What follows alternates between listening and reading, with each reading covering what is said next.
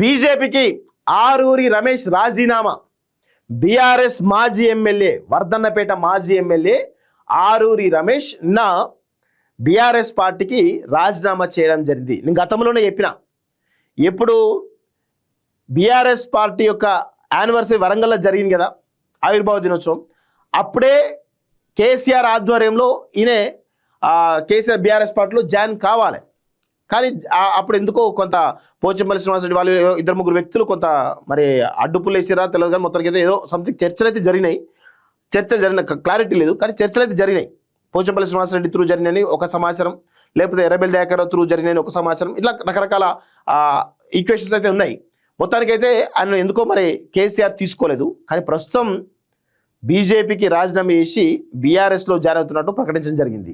So Wardhannapet మాజీ MLA Aruri Ramesh బీజేపీకి రాజీనామా చేశారు. ఈ మేరకు సోమవారం తన రాజీనామా లేఖను బీజేపీ రాష్ట్ర అధ్యక్షుడు రామచంద్రరావుకు పంపించారు. ఆరూరి రమేష్ వర్ధన్నపేట అసెంబ్లీ స్థానం నుంచి 2014-18లో 2 పర్యాయాలు విజయం సాధించారు. 2021లో బీఆర్ఎస్ వర్గాల జిల్లా అధ్యక్షుడిగా నియమితులయ్యారు. 2023 అసెంబ్లీ ఎన్నికల్లో 3సారి పోటీ చేసి ఆరూరి కాంగ్రెస్ అభ్యర్థి చేతిలో ఓటమి పాలయ్యారు. ఆ తర్వాత 2024లో జరిగినటువంటి లోక్సభ ఎన్నికల్లో వరంగల్ ఎంపీగా బీఆర్ఎస్ నుంచి పోటీ చేసేందుకు ఆసక్తి చూపారు. కానీ బీఆర్ఎస్ అధిష్టానం కడియం శ్రీహరి కుమార్తె డాక్టర్ కావ్య వైపు మొగ్గు చూపింది. దీంతో బీఆర్ఎస్ వరంగల్ జిల్లా అధ్యక్ష పదవికి పార్టీ ప్రాథమిక సభ్యత్వానికి రాజీనామా చేసి ఆరూరి రమేష్ 2024 మార్చి 17న అప్పటి బీజేపీ రాష్ట్ర అధ్యక్షుడు కేంద్ర మంత్రి కిషన్ రెడ్డి ఆ సమక్షంలో బీజేపీలో చేరారు. తర్వాత కడియం కావ్య కాంగ్రెస్లో చేరి వరంగల్ ఎంపీగా పోటీ చేశారు. దీంతో ఆరూరి రమేష్ తిరిగి బీఆర్ఎస్లోకి వస్తే వరంగల్ ఎంపీ టికెట్ ఇస్తామని అప్పట్లో బీఆర్ఎస్ ఆఫర్ ఇచ్చినప్పటికీ ఆయన పార్టీ మారలేదు. 2024 లోక్సభ ఎన్నికల్లో బీజేపీ అభ్యర్థిగా వరంగల్ నుంచి పోటీ చేసి కడియం కావ్య చేతిలో 2,20,339 ఓట్ల తేడాతో ఓడిపోయారు.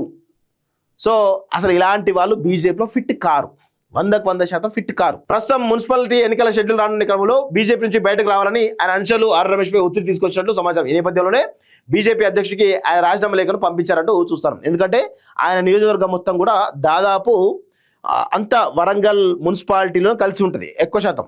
సో ఇప్పుడు ఆయన బీజేపీలో ఉండి అభ్యర్థులను గెలిపించుకోలేని పరిస్థితిలో ఉన్నారు తన క్యాడర్ని. సో ఇప్పుడు ఎట్లయినా సరే కనీసం 4, 5, 6 కార్పొరేట్ గెలిపించుకుంటే కనుక ఆయనకు రాజకీయ భవిష్యత్తు ఉంటుంది, లేదంటే మాత్రం రాజకీయ భవిష్యత్తు ఉండదు. సో అందుకే బీఆర్ఎస్ పార్టీలో చేరి తన అనుచరులను ఆ కార్పొరేట్లుగా నిలబెట్టి గెలిపించుకుంటే రేపటి రోజున మళ్ళీ ఆ వర్ధన్నపేటలో మళ్ళీ తిరిగి నేను ఎంపిక కావచ్చు కదా అనేటువంటి ఒక ఆలోచనతోటి మొత్తానికైతే బీజేపీకి రాజీనామా చేసి మళ్ళీ తిరిగి సొంత గూటికి చేరుతున్నట్టుగా కనబడతా ఉంది. సో ఇది జరుగుతున్నటువంటి పరిణామాలు. సో ఇక బీజేపీ ఆల్రెడీ ప్రభావం పెద్ద ఎత్తున తగ్గుతూ ఉంది. కొంత బీఆర్ఎస్కు కొంత మొగ్గు అయితే వస్తున్నట్టు కనబడతా ఉంది. ఇప్పుడు మున్సిపాలిటీ ఎన్నికల్లో తేలిపోతుంది బీఆర్ఎస్కా బీజేపీకా ఎన్ని సీట్లు వస్తే ఏంటి అనేది తెలియటువంటి అవకాశం అయితే చాలా స్పష్టంగా కనబడతా ఉంది.